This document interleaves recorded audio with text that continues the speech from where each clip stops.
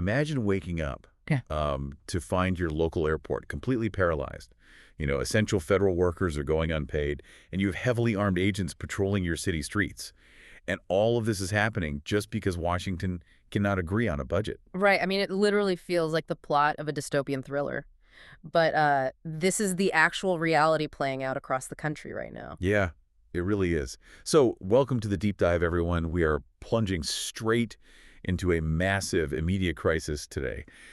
We are currently in the middle of a historic 69-day partial government shutdown. Wow. 69 days. Yeah, it's early 2026, and the Department of Homeland Security, or DHS, is just completely frozen. And the spark that ignited this whole standoff, well, it was the deaths of two citizens, Alex Preddy and Renee Good. They died in Minneapolis during a, really aggressive operation by U.S. Immigration and Customs Enforcement. ICE. Right. Exactly, ICE. And now this massive political standoff is freezing Washington, crippling federal services, and, sparking massive outrage in cities across the country. It is a total gridlock. And to figure out how we actually got to this point, we pulled a huge stack of sources for you today.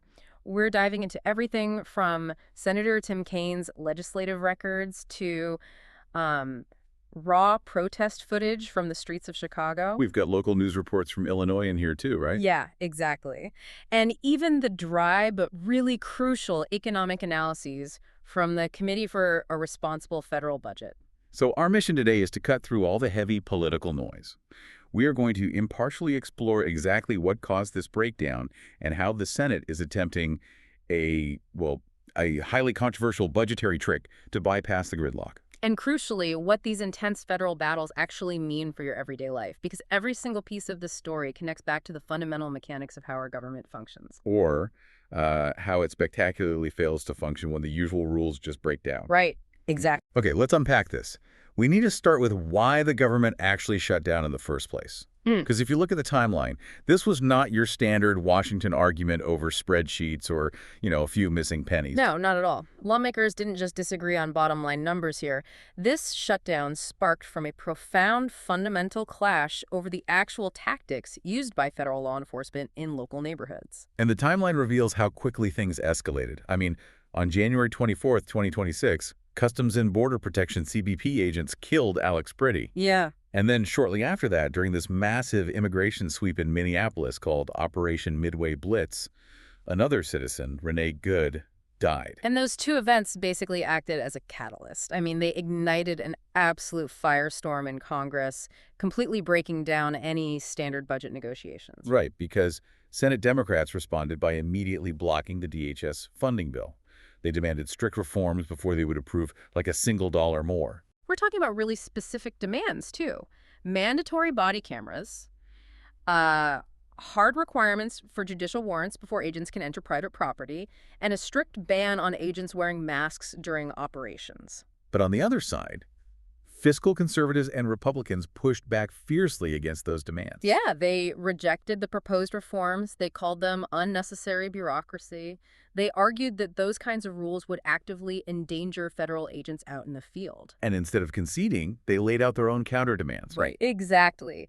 They insisted that local governments absolutely must cooperate with federal immigration authorities to ensure national security. So everyone just dug their heels in. And the statistics from these operations really highlight why the tension reached such a boiling point for lawmakers. Because during that Operation Midway Blitz, federal agents arrested over 4,000 people in Illinois alone. That is a massive sweep. It is. But when you look at the government's own data, less than 2% of those arrested had homicide or sexual assault convictions. Wow, less than 2%. Right. The vast majority simply did not have any criminal charges or convictions at all. And because Democrats realized withholding the budget was basically their only leverage to force reforms, they dug in. But that desperation led to, honestly, the most ironic and frankly confusing part of this entire 69-day shutdown. Oh, this part is wild. It really is. The agencies sitting right at the center of this massive political fight, ICE and CBP, are actually the least affected by the lack of a budget. So wait, let me make sure I'm looking at this right. It's like roommates arguing over a massive electric bill, but instead of unplugging the TD, they shut off the water to the whole house. That's a great way to look at it. It's like ICE has an automated trust fund that pays out every single month, while the TSA is living paycheck to paycheck and has to beg Congress for their allowance every year. Why are the airport TSA agents suffering and going unpaid when IC is the actual agency in the spotlight? That trust fund analogy perfectly describes the mechanics of federal funding here. TSO agents and FEMA workers rely on what is called annual discretionary funding. Meaning Congress has to approve it every year. Exactly. Every single year, Congress has to actively vote to give them money. So when the budget negotiations collapsed over those Minneapolis deaths, the funding for those agencies just vanished. Right, which means TSA agents started missing paychecks. We saw massive lines at airports. And FEMA actually had to suspend its non-disaster responses. But ICE and CBP are somehow still running operations. Yeah, how does that mechanism even work? Well, they operate on a completely different pool of money.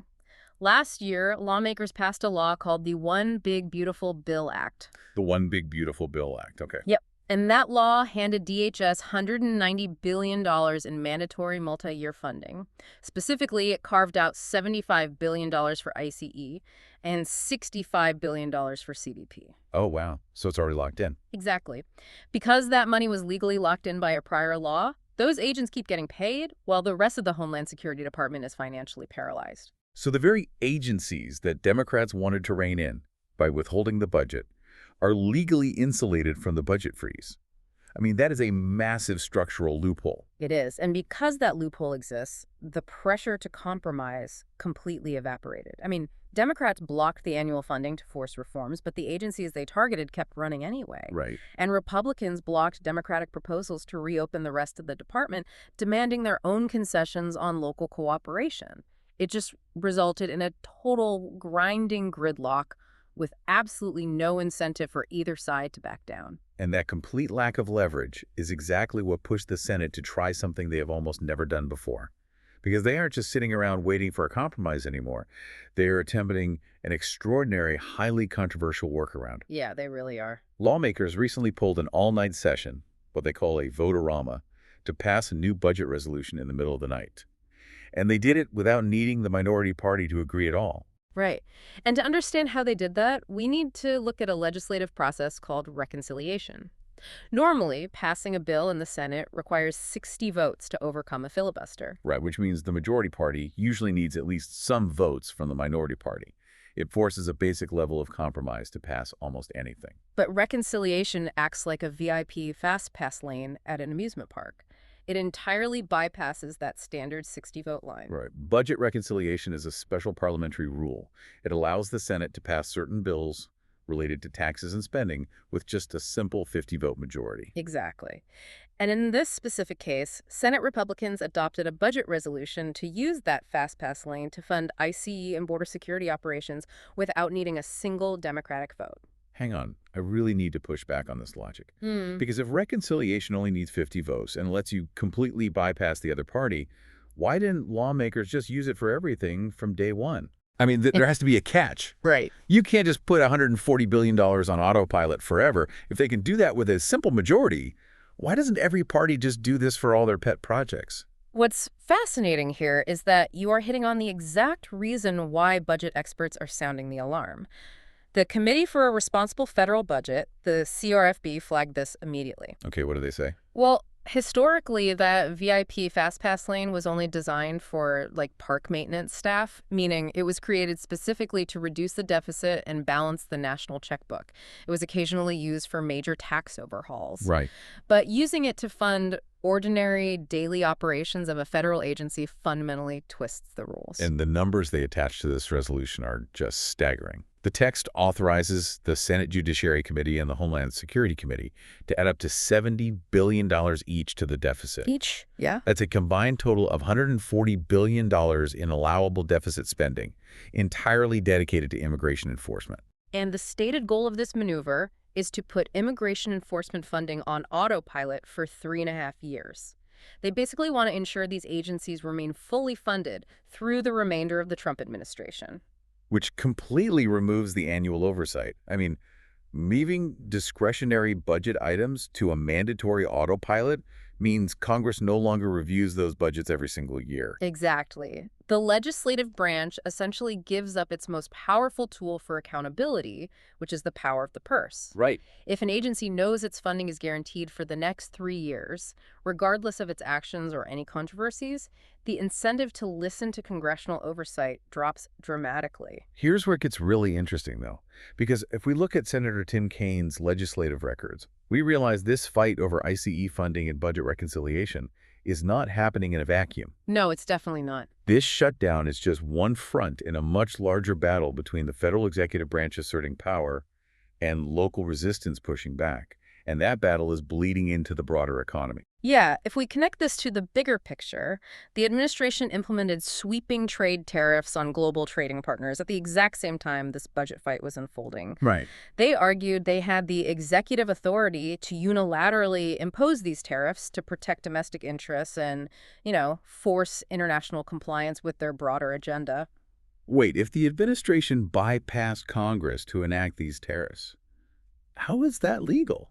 Doesn't the legislative branch control taxes and trade revenues? Well, the administration utilized a law called the International Emergency Economic Powers Act. They claimed this act gave them emergency executive authority to completely bypass Congress and enact the taxes unilaterally. Wow. Yeah, and critics immediately labeled these tariffs as a national sales tax. And the records show those tariffs hit American wallets incredibly hard.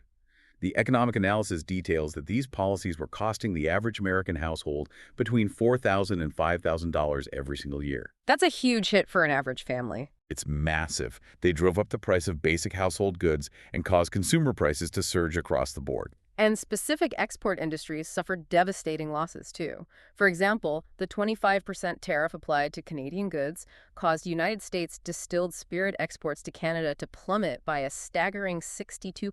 Wait, really? 62%? Yeah. It caused serious market declines, raised fears of an economic recession, and created massive instability for American farmers and distillers. But the Supreme Court eventually stepped in to stop it, right? They did. Yeah. In a 6-3 decision, the justices actually struck down the tariffs as illegal. They ruled the administration overstepped its bounds under the International Emergency Powers Act, ending $1.9 trillion worth of trade taxes. $1.9 trillion. Wow. But the administration didn't stop at trade tariffs to enforce their agenda. To force compliance with federal mandates, they started pulling other massive financial levers. Right. They argued they had the executive authority to shift federal funds toward border security priorities. And that resulted in massive cuts hitting the federal workforce. We are talking about the mass firing of an estimated 6,000 veterans from their federal jobs. That's awful. And the administration also withheld $6.2 billion in K-12 education funding. And what was that money supposed to be for?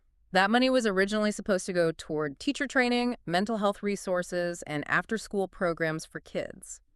They also laid off the majority of the staff in the Office of Special Education. Oh, man. Yeah, that single action disrupted vital services for 7.5 million children with disabilities across the country. The administration's rationale was that these agencies needed to be streamlined and funding needed to be redirected to support national security efforts. So when you combine the massive federal deployments in cities, the sweeping tariffs, and the withholding of billions in local education funding, you start to see why local communities are reacting so fiercely. The resistance is not just happening in the courts or in the halls of Congress anymore. No, it's on the streets. We reviewed raw footage from Dawn News English covering local protests in Chicago, and the sentiment on the ground is intense. Yeah. Activists were holding massive rallies, demanding that their tax dollars go to healthcare, affordable housing, and community services. And they specifically protested against what they called the militarization of their neighborhoods by federal agents. The protesters argued that heavy-handed federal police tactics do not make their communities safer, and they openly demanded that local leaders step up to protect them from Washington. And local leaders in Illinois actually took that demand seriously. They started utilizing local legislation to actively shield themselves from federal policies. State lawmakers introduced a bill that would outright ban local police departments from hiring anyone who served as a Trump ICE agent between 2025 and 2029. That is a direct legislative strike against federal law enforcement. I mean, they are basically blacklisting former federal agents from getting local jobs. Right, and Chicago went even further with their welcoming city ordinance. The Chicago City Council moved to expand the investigative powers of the Civilian Office of Police Accountability. Okay, what does that actually do? Well, they specifically authorized this office to aggressively investigate any complaints about the Chicago Police Department secretly cooperating with federal immigration enforcement. Wow. Furthermore, Chicago's mayor signed an executive order requiring local police to actively report any violations of state or local law committed by federal agents operating within city limits. Yeah. It sounds like a massive game of tug of war. One side is pulling the heavy federal levers in Washington, using executive orders, budget reconciliation, and mass federal deployments. And the other side is using local city laws, state courts, and public protests to dig their heels deep into the mud. Exactly. How sustainable is a country trying to operate with two completely opposing rulebooks? Well, historically speaking, the tension between federal supremacy and states' rights is baked into the very foundation of the United States. But what we're seeing in early 2026 is an extreme escalation of that tension. Yeah, for sure. When local governments actively write laws to block, investigate, or blacklist federal agents, it creates a deeply fractured legal landscape where the rules change completely depending on which city limit you cross. So what does this all mean? Let's distill everything we have covered from all these sources today. The 69-day DHS shutdown of 2026 is clearly far more than a simple budget dispute over dollars and cents. Right. It represents a fundamental, deeply entrenched clash over the tactics and accountability of federal law enforcement. And that clash completely froze the standard legislative process. Because standard negotiations died, the Senate was pushed into historic parliamentary maneuvers.